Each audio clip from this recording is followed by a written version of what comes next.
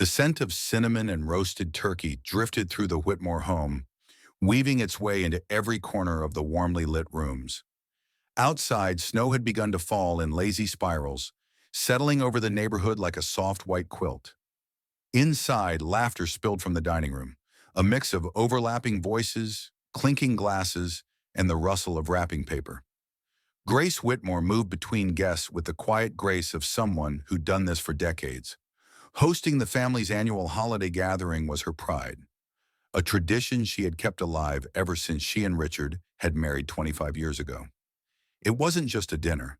It was the one night a year where everyone, no matter how busy or estranged, came together under one roof. Richard, her husband, was leaning casually against the mantel, his voice carrying over the crowd as he told some story that had half the room smiling. At 68, he still had that same charismatic ease that had drawn her to him years ago. The way he could make anyone feel like they were the most important person in the room. Grace had always admired that about him. But tonight, something felt different. Her eyes kept being drawn to the woman standing just to his right, her manicured hand resting lightly on the edge of the fireplace as she tilted her head toward him, smiling at something he'd said. Vanessa Carter, sister to Claire's late mother, and therefore Richard's former sister-in-law. But to the younger generation, simply Aunt Vanessa. Grace had invited her because Claire had asked. It wasn't unusual.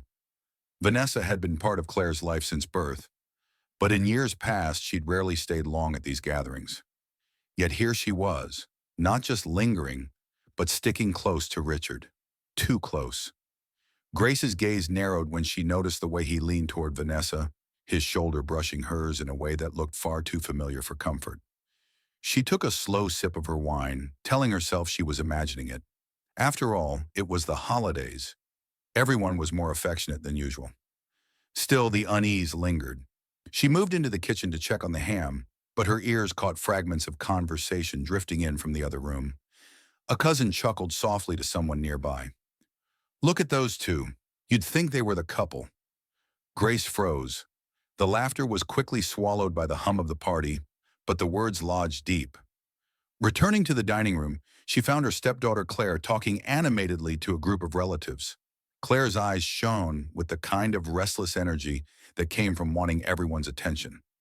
Grace had always tried to get along with her, and mostly succeeded, though Claire had never been as close to her as she was to her father. When Vanessa joined the conversation, Claire's smile widened. "Dad, did you get Vanessa that wine you were telling her about?" she called across the room. Richard excused himself from a small circle of guests, and without a moment's hesitation, went to pour Vanessa a glass. Grace stood in the doorway, watching him hold the bottle just so, reading the label aloud to her as if they were sharing some private ritual. He hadn't poured wine for Grace like that in years. The party bustled around her, but in that moment, the warmth of the evening seemed to dull. She forced a polite smile, accepting a plate from a passing relative, but her mind was already chewing on something much harder to swallow. She had seen enough in her lifetime to know that intimacy doesn't always announce itself loudly. Sometimes it's in the quiet touches, the low laughter meant for two, the glances that linger a beat too long. Vanessa touched Richard's arm lightly, saying something Grace couldn't hear. He smiled, the same soft smile that used to be hers alone.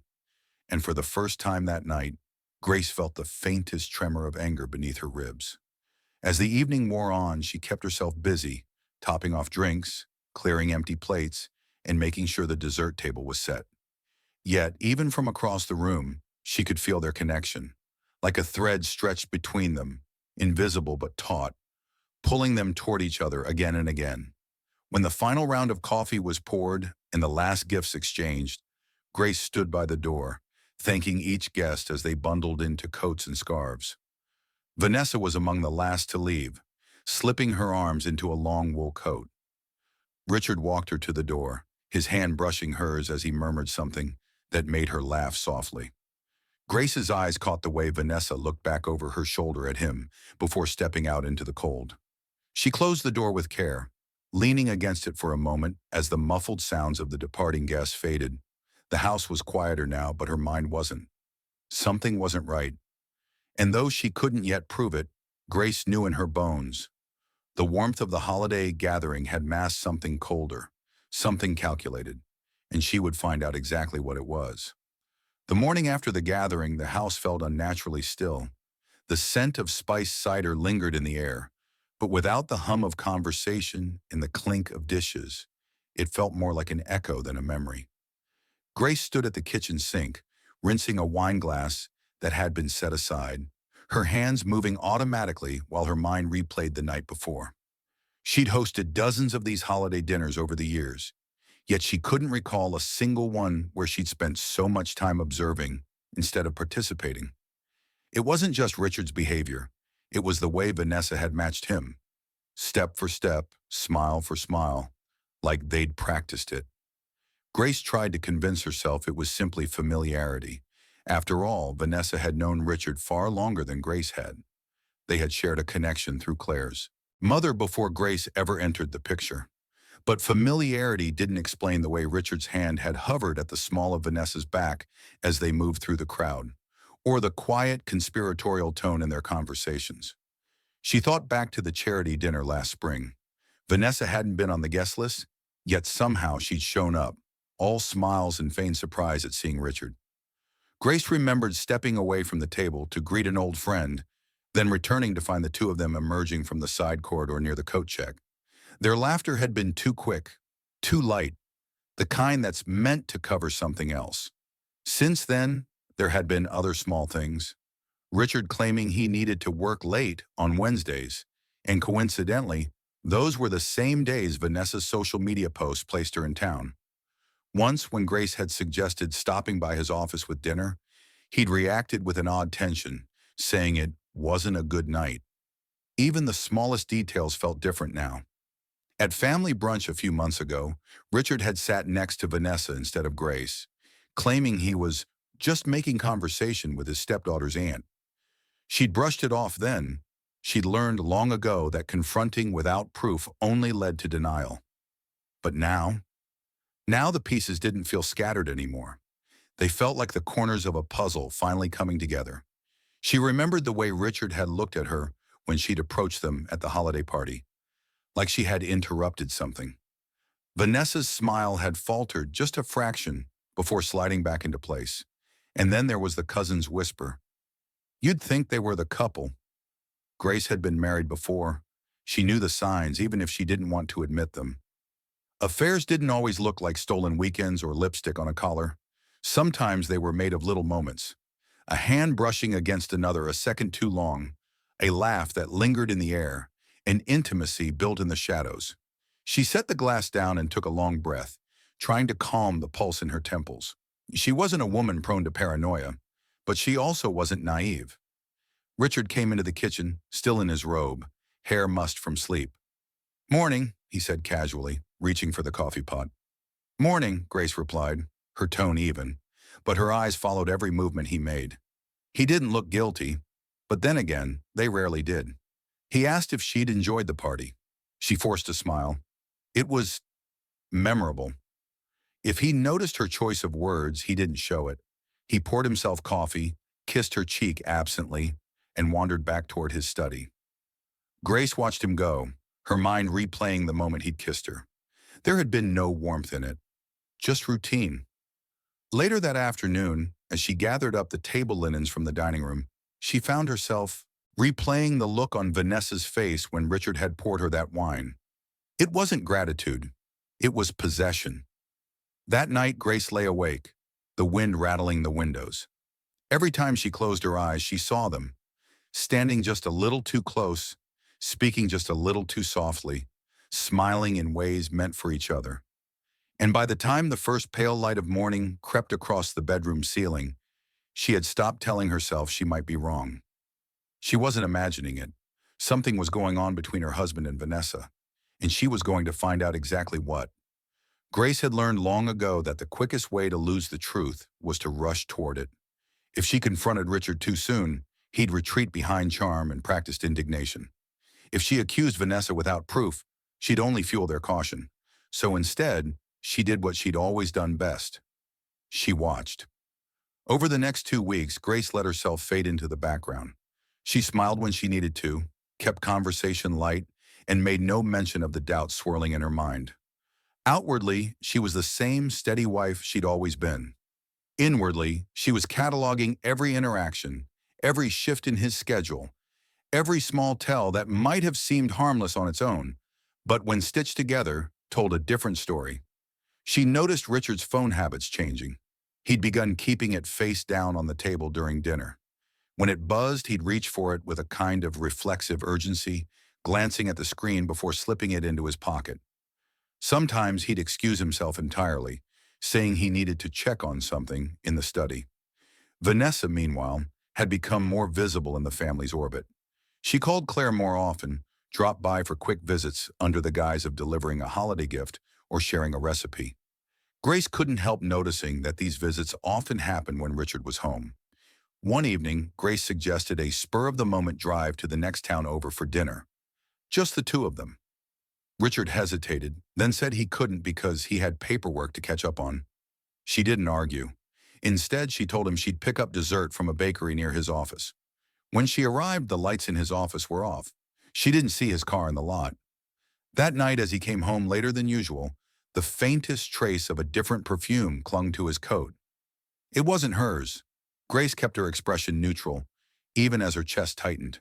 She greeted him, kissed his cheek, and asked about his day, pretending not to notice how his eyes flickered away from hers.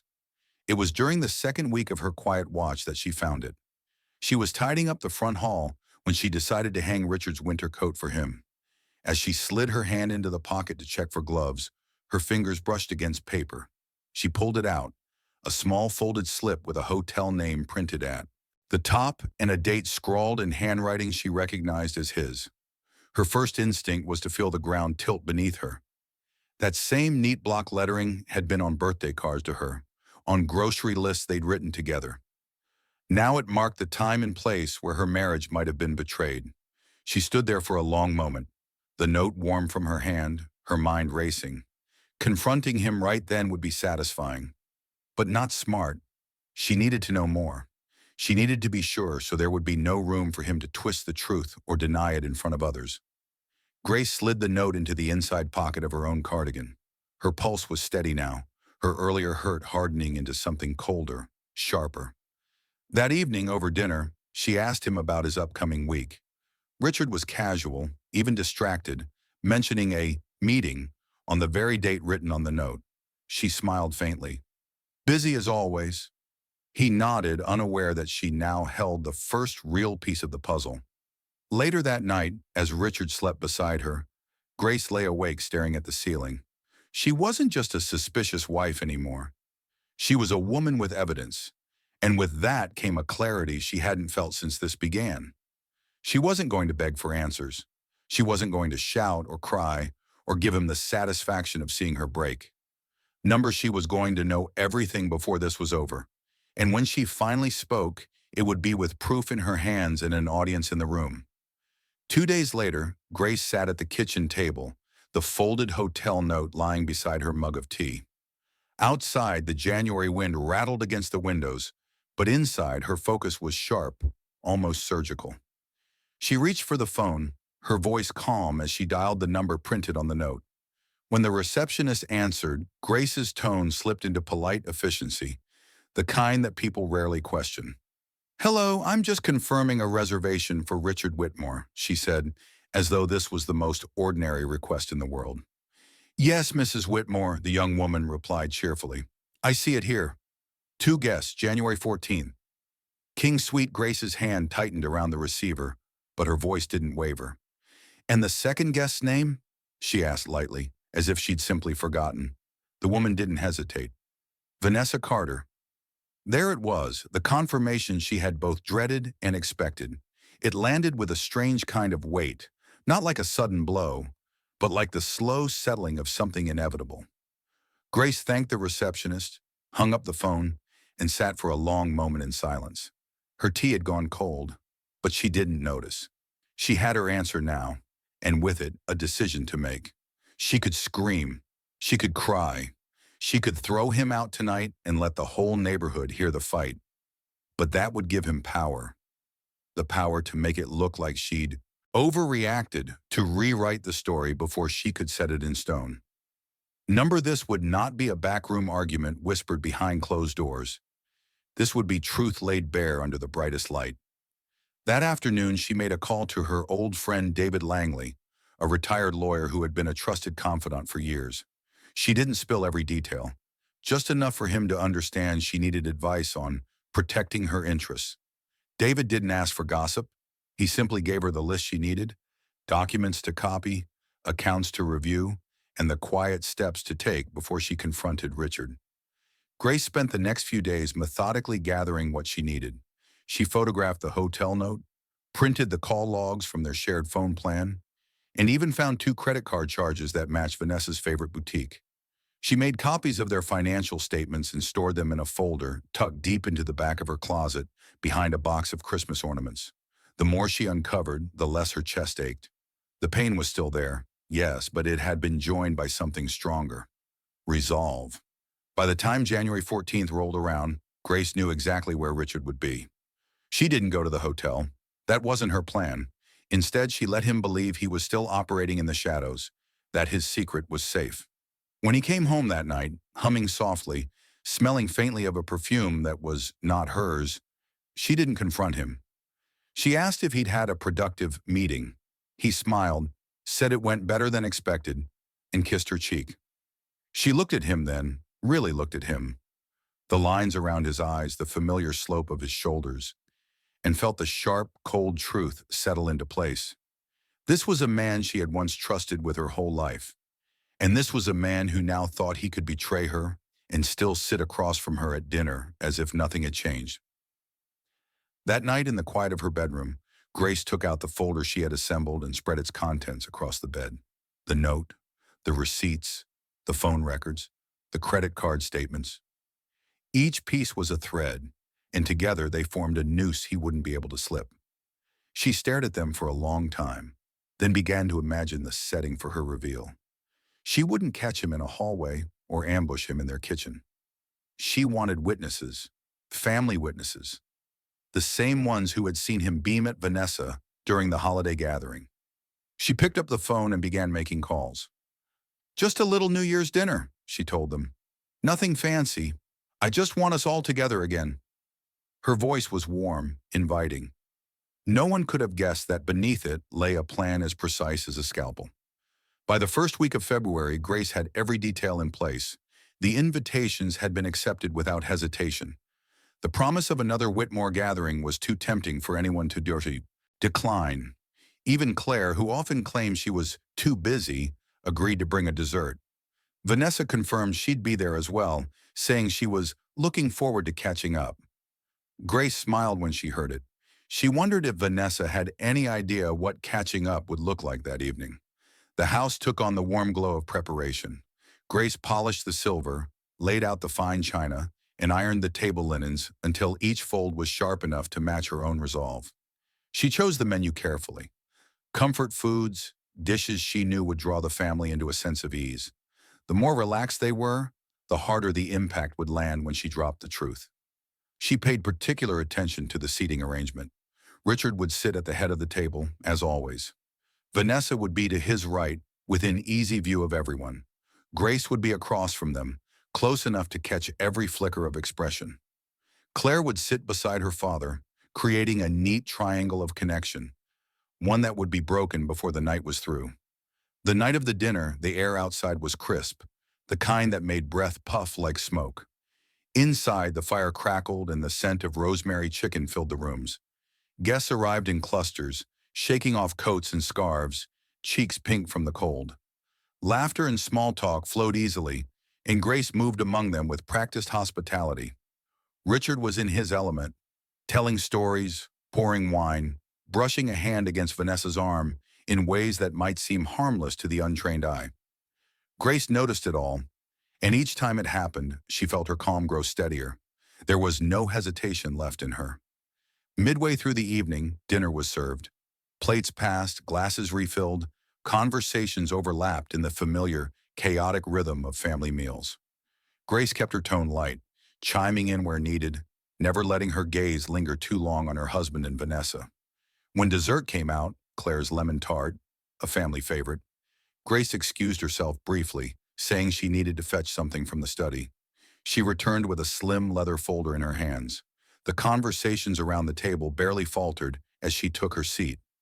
She waited until the plates were being passed and the room was wrapped in that warm, unguarded contentment that comes after a good meal.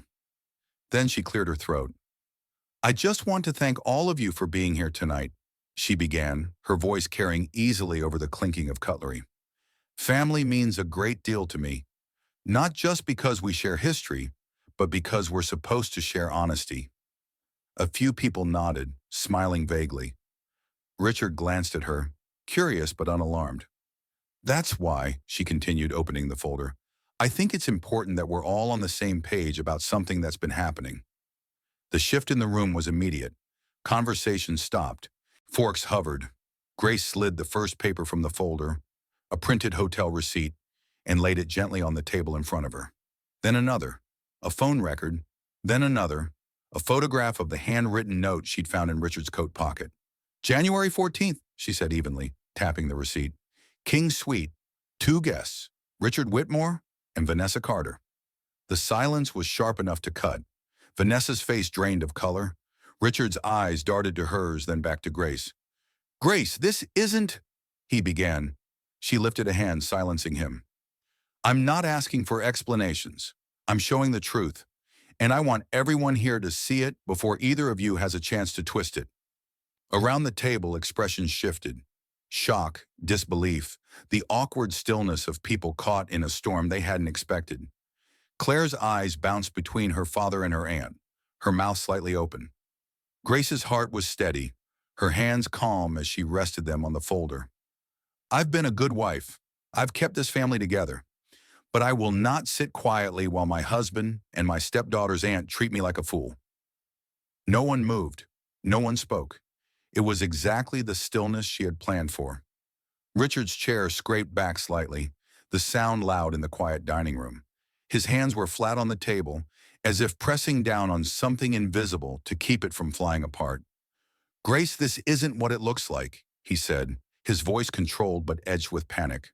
Across from him, Vanessa swallowed hard, her eyes darting to the door, then to Claire, then back to Richard. "Maybe we should talk about this privately." "No," Grace cut in, her voice steady as stone. "We're not going to pretend this is a misunderstanding behind closed doors. Not after I've spent weeks watching you two turn family gatherings into your personal playground." The shock on some faces shifted to discomfort. Others leaned back slightly, as though afraid of being too close to the blast. Claire's voice broke the silence, trembling with disbelief. "Dad, tell me she's lying." Richard opened his mouth, but Grace was faster. She slid the printed phone log across the table toward Claire. "That's his number, that's Vanessa's, and that—" she tapped the screen grab of the text message, "is her telling him she couldn't stop thinking about last time." A ripple moved through the table. Gasps, low murmurs, the scrape of a fork being set down. Vanessa's voice cracked. "Grace, I never meant—" "You never meant to get caught," Grace said coldly. "Don't insult me by pretending this was harmless. You are my stepdaughter's aunt. You sat in my home, ate my food, smiled in my face, while sneaking around with my husband." The words hung in the air like smoke. Richard's shoulders squared. "You've always been dramatic, Grace. You're twisting—" She opened the folder one last time and pulled out the hotel note, setting it directly in front of him. "Your handwriting, your date, your choice of hotel. Go ahead, tell me how I'm twisting that." His mouth closed. The flush creeping up his neck was all the answer she needed. Claire pushed her chair back abruptly, the legs scraping across the floor. "I can't believe this," she whispered, looking at both of them as if seeing strangers. "My own aunt, my father—" Her voice cracked and she shook her head. "You've ruined this family." Vanessa tried to reach for her, but Claire recoiled as if the touch burned. Grace stayed seated, her voice calm but cutting. "I wanted you all here because I'm not going to let this be buried under polite lies. Everyone in this room will remember exactly what happened, exactly who crossed the line, and exactly who stayed silent when it mattered." Around the table, no one spoke. A few shifted uncomfortably. Others avoided eye contact altogether. The weight of the truth had pinned them all in place. Finally, Richard pushed his chair back and stood, his jaw tight. "I'm not doing this here." "You already did," Grace replied evenly. He hesitated as if searching for a way to reclaim control of the room. But there was no charm left in him now, no easy grin that could smooth this over. He glanced at Vanessa, whose face was pale and rigid, then turned and walked toward the hall. No one stopped him. Grace closed the folder and set it aside. "Dinner's over," she said quietly. "You can all help yourselves to whatever's left." One by one, chairs scraped back, murmured goodbyes were offered, and the room slowly emptied, leaving only the smell of cooling food and the lingering sting of betrayal. The house was silent except for the faint hum of the refrigerator and the ticking of the clock on the mantel. Grace stood in the doorway of the dining room, surveying the aftermath. Half-eaten plates sat abandoned, wine glasses still half full. The lemon tart sat untouched in the center of the table, its glossy surface reflecting the warm overhead light. Richard's chair was empty, pushed back at an awkward angle. Vanessa's coat was gone from the rack by the door. The scent of her perfume lingered faintly in the air, mingling with the aroma of roasted chicken and rosemary, a sickly mix that made Grace's stomach tighten. Claire had left without saying goodbye.